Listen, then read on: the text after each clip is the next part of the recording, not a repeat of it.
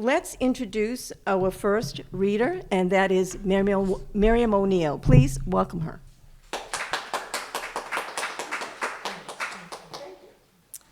Hi. The wonderful thing about this place, about Books and Sundry and poetry, is it's like a mutual admiration society. Everybody supports everybody here. So if you haven't read here before and this is your first time, you're in a really good place to do it. I'm going to read a few poems from books I've published, and then I'm going to read a brand new poem, brand spanking new. But first I want to read two poems from this book. We start with What We're Given, and they are poems in which I imagine that I've taken lessons in painting, and because I love Elizabeth Bishop, who was a poet but was also a painter. So this is lesson number 2, on time and desire. In a house on the bluff, a dog's shut in and barking. We can hear him from the beach, between the waves breaking. He thinks he's been left too long. Come back, he repeats, as if his bark will conjure the key in the lock. We can hear his yearning. Then the barking stops, which is not the same as ends. It's just the dog has no fixed calculus for how to get what's wanted. When he remembers his need, he'll start again. He'll ask and ask and ask.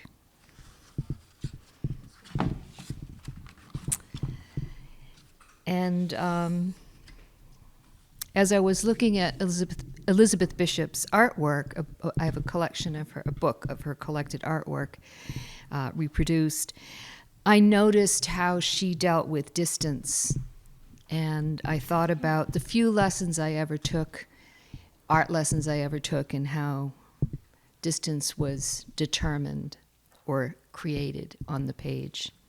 This is lesson number 3, distance. A white-necked magpie floats overhead.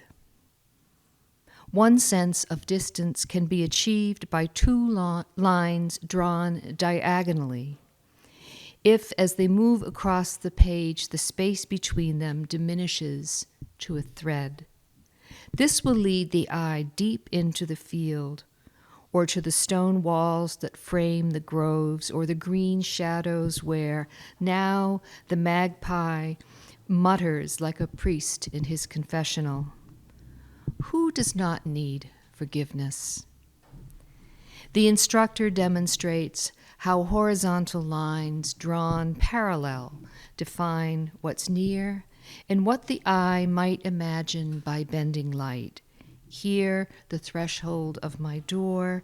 There, east of everything, the Adriatic, where an orange smear signals morning. The bream and mackerel boats heading out, their engines putter, blessing the hammered silver day. I follow as she explains how each vertical construction infers sky, raised cross, soaring bird. Any form that climbs above mid-page will raise the eye. The priest bird overhead, clouds above him, empty space filling in around his long, slow glide.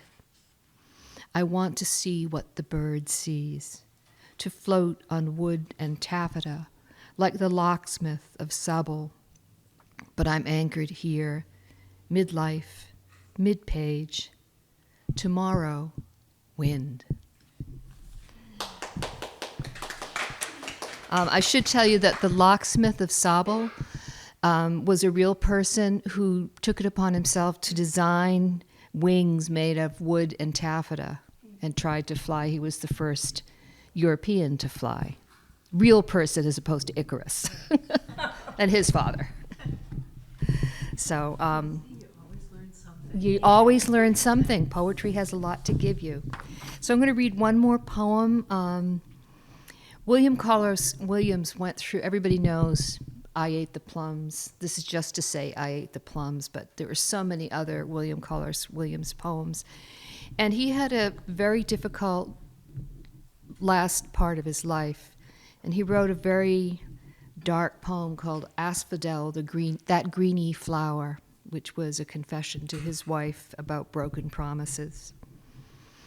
And if you know about Italian cheeses, burrata.